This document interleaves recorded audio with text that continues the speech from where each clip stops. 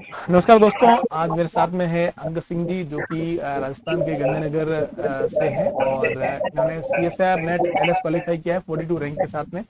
आज हम इनसे जानेंगे कि इनकी क्या प्रिपरेशन स्ट्रेटजी रही और एग्जाम में इन्होंने कौन सा पार्ट पहले बाद में किया और उसके साथ साथ आगे इनका क्या टारगेट है वो भी हम जानने की ट्राई करेंगे। सबसे पहले हम अंगद जी से ये जान लेते हैं कि इन्होंने एमएससी कब पास आउट की और सीएसआर नेट की तैयारी कब स्टार्ट की, बताइए। सर मैंने 2022-23 सेशन में मेरी एमएससी कंप्लीट करी है। ओके। या 23 मई के आसपास मेरी एमएससी कंप्लीट हो गई थी।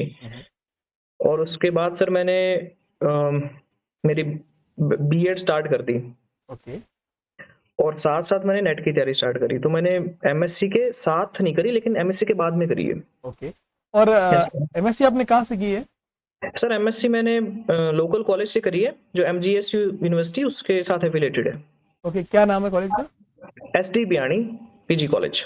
ओके ओके, ठीक है। और सीएसआर नेट की तैयारी शुरू आपने की तो मतलब कहीं से आपने मतलब यूट्यूब से पढ़ाई करना शुरू किया या बुक से पढ़ा या फिर कहीं से कोर्स वगैरह भी लिया था? सर मैंने जैसे बोला था मेरी स्टोरी है छोटी सी। हाँ, तो बताइए। सर मेरे को कुछ आइडिया नहीं था एक्चुअल में, ओके। क्योंकि ये मुझे सेल्फ रियलाइज हो गया था कि न्यूमेरिकली आपको स्ट्रांग होना पड़ेगा, अदरवाइज आप क्वालिफाई कुछ भी नहीं कर सकते। ओके।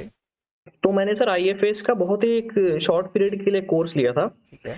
तो सर उसमें मैंने देखा कि कुछ तो कर सकता हूँ मैं, हम्म। मतलब बिल्कुल ही जीरो है वैसा तो नहीं है। ओके। तो सर उसके बाद फिर वो शॉर्ट पीरियड कोर्स था मेरा, हम्म। तो वो 2 महीने में खत्म हो गया। ठीक है। उसके बाद एमएससी के पेपर आ गए, प्रोजेक्ट वर्क एटसेट्रा स्टार्ट हो गया। हम्म। वो सब कुछ होने के बाद जब मेरी बीएड स्टार्ट हुई ओके।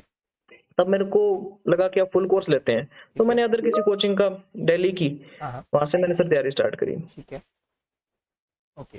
तो फिर आपने क्लासेस क्या मतलब कंप्लीट कोर्स कंप्लीट किया था या फिर है ना उस दरमियान भी आपका मतलब ये जो कंटिन्यूटी नहीं रही? सर फॉर्चुनेटली मेरे घर का माहौल ऐसा था और मेरे पीयर ग्रुप गाइडेंस सब जिसको बोलते हैं अप्रोप्रिएट था, एकदम सही सही। हाँ हाँ। तो मैंने एक एक क्लास ऑनलाइन और उसी दिन लगाई है। ओके। यस। ठीक है।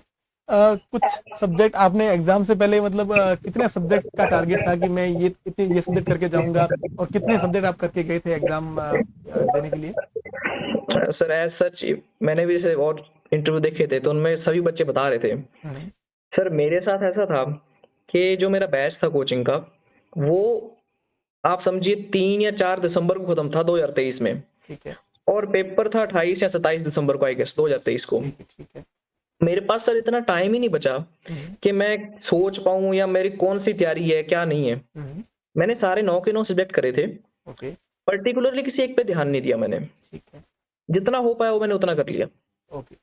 तो यस। भी कोई सब्जेक्ट ऐसे थे जो आपके फेवरेट आपको लग रहे थे कि ये मेरे अच्छे पसंदीदा सब्जेक्ट है जैसे, और ये कुछ सब्जेक्ट ऐसे हैं जिसमें मैं कॉन्फिडेंस थोड़ा कम, मेरा कम कॉन्फिडेंस? सर अच्छे सब्जेक्ट मेरे फर्स्ट अटेम्प्ट में जो मेरे को लगा हम्म। वो थे, एक तो मैथमेटिकल फिजिक्स, ठीक है। Nuclear physics okay. और इलेक्ट्रॉनिक्स एज ऑलवेज। ठीक है।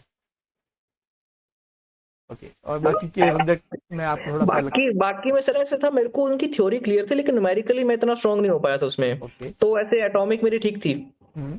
और ईएमटी मेरी वीक थी। ओके। आज भी डर लगता है ईएमटी से, पर वो धीरे धीरे डर थोड़ा कम हो गया। हम्म। और सॉलिड स्टेट ठीक थी मेरी। ओके। मतलब मैंने बाकी नाम इसलिए लिए क्योंकि सर उनमें प्रैक्टिस नहीं कर पाया था मैं प्रॉपर। हम्म। इनमें प्रैक्टिस अच्छी थी मेरी। Okay okay okay. Yes sir. ठीक है। और एग्जाम सेंटर पे आप जब एग्जाम देने के लिए गए थे तो आपका कोई स्ट्रेटजी थी पहले से कि मतलब मेरे को ये वाला अटेम्प्ट करना है, इसको इतना टाइम देना है, ऐसा कुछ था?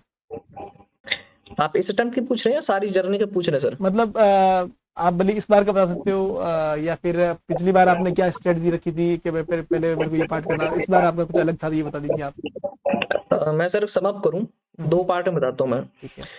जो पिछले मेरे जितने अटेम्प्ट्स हुए हैं, हम्म।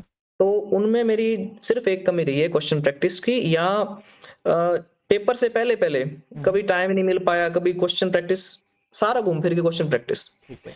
और कुछ नहीं। मतलब पेपर देख के लगता था भी आता है मेरे को, और हाँ। सिर्फ क्वेश्चन प्रैक्टिस करो तो हो जाएगा। ओके। और इस बार ही मैंने सिर्फ यही ध्यान रखा कि एक तो इतने अटेम्प्ट हो गए थे 3 4 मेरे, कि मेरे को समझ आ गया था इस पेपर से यहाँ से क्वेश्चन आएंगे और वो तो नहीं छोड़ना। ठीक है। तो मैंने सर ज्यादा अटेम्प्ट नहीं करा था। इस पर्टिकुलर अटेम्प्ट की बात करूं तो मैंने 100 के आसपास मैंने अटेम्प्ट करा था और मेरे 88 नंबर आए सर। तो मैंने एक्यूरेसी पे ध्यान दिया रादर देन ज्यादा अटेम्प्ट करने का। ओके, तो मतलब ये मेरी theory है। Yes. पहले आपने एग्जाम जितने भी दिए उस टाइम आपने मेनली ये प्रैक्टिस की कमी की वजह से आपके सिलेक्शन नहीं हुए थे? यस कह सकते हैं सर। जैसे ईएमटी बोला मैंने, तो मेरे पहले जो मैंने कोर्स लिया था उसमें सबसे बड़ा गैप एक ईएमटी का लगता था मेरे को। ठीक है। और ईएमटी मेजर सब्जेक्ट है प्लस बाकी सब्जेक्ट्स के साथ भी जुड़ा हुआ है। तो एक कमी बता रहा हूँ जैसे मैं, हाँ, तो वहां पे सर मेरे को लगा कि एक तो सब्जेक्ट और एक इन डेप्थ नॉलेज होती है और फिर पेपर भी बदल रहा था सर। तब का पेपर और आज का पेपर तो उलट पुलट गया सारा। बिल्कुल। तो सर मेन अगर किसी को बताऊं तो क्वेश्चन प्रैक्टिस है और साथ साथ थोड़ी थोड़ी थ्योरी। थ्योरी ब्रिज है और क्वेश्चन प्रैक्टिस आपका टूल है। बिल्कुल। यस। ओके। जब एग्जाम का रिजल्ट आया था तो उस टाइम आपको क्या फीलिंग आ रही थी? मतलब एग्जाम देखा है उसके बाद में जब आपने स्कोर कार्ड देखा तो आपके मार्क्स जो आ रहे थे उससे आपको क्या लग रहा था कि मेरा सिलेक्शन हो जाएगा, या फिर इस बार भी डर था ऐसा? सर जब एग्जाम दे के आया था मैं तब तो था कि ये पिछली बार ही कहानी रिपीट हो जाएगी। ओके।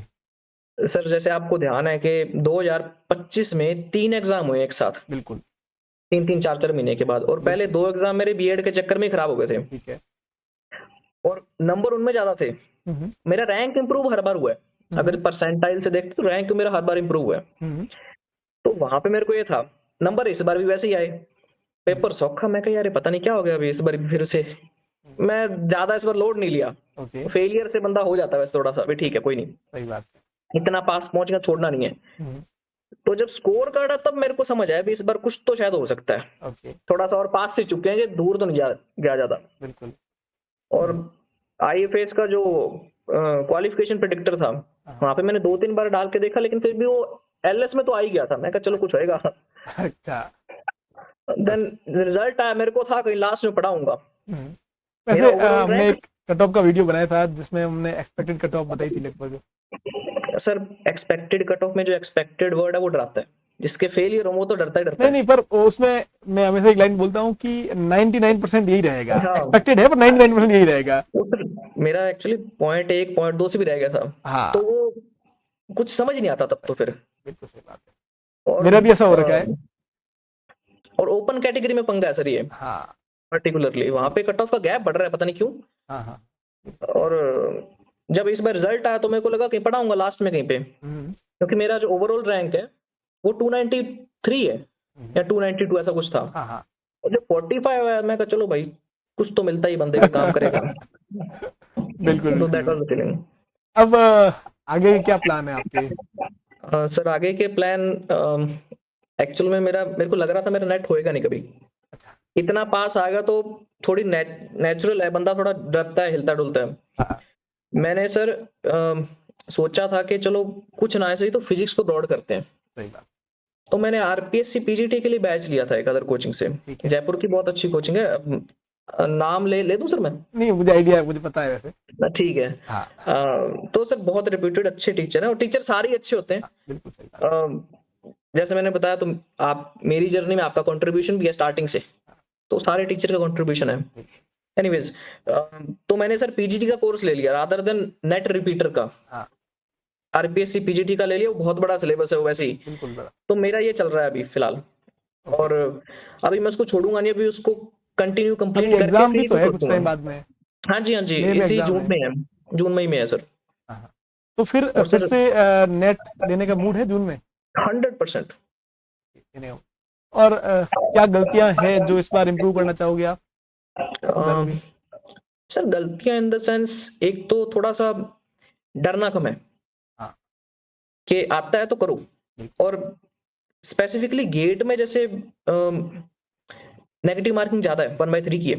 यहाँ पे तो 1/4 की है। 1/4 तो यहाँ पे थोड़ा सा अगर आप कर सकते हो कुछ तो करना चाहिए। रिस्क जैसे लेना जरूरी है। इस बारी मेरा जो क्वेश्चन सर गलत हुए हैं 2, हाँ। उनमें से एक शायद आपको ध्यान होगा, एक क्लासिकल मैकेनिक्स का था।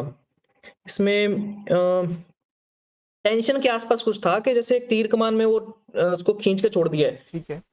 नेचुरल टेंशन तो रहेगा T0, उससे कम नहीं होगा वो। हाँ वो ऑसिलेशन वाला हाँ जिसमें हाँ, यस यस मैंने उसको जो डैम्पिंग वाला। एक साइड से बंधा हुआ है, हाँ दूसरी साइड छोड़ के ऐसे नीचे खींच दिया, हाँ तो वो T0 के ऊपर नीचे भी ले गया मैं उसको। हाँ मेरे को मेरी मिस्टेक याद है, कुछ उसका उसमें कॉस्ट भी पता है। लॉजिक कंसेप्ट दोनों मिक्स हो गए थे। हाँ, हाँ वो तो मेरा ऐसा क्वेश्चन भी गलत होगा, देख लो आप, जो 12वीं का बच्चा भी कर लेगा। हाँ ध्यान से पढ़ो और थोड़ा सा डरो कम, बस दो ही बिल्कुल चीजें। बिल्कुल।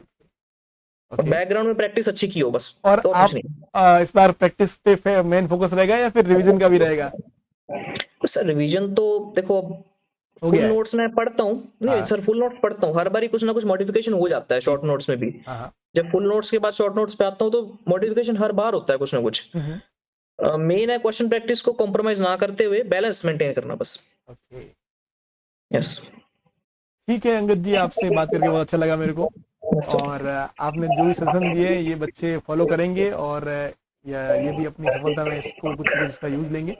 और हम यही होप करते हैं कि आपका जून वाला जेआरएफ हो, और आप इससे अच्छी मतलब जो रैंक एलएस में आई है वो आप इस बार जेआरएफ में लेके आओ, आई होप। है ना।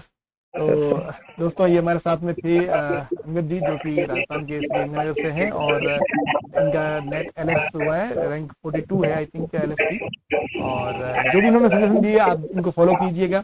और कोई भी आपको लगे किसी भी चीज़ की इसमें कोई भी कंफ्यूजन लगे, आपको कमेंट सेक्शन में कमेंट जरूर कीजिएगा, हम इसका जरूर आपको रिप्लाई देंगे। Thank you Angad ji. Thank you sir.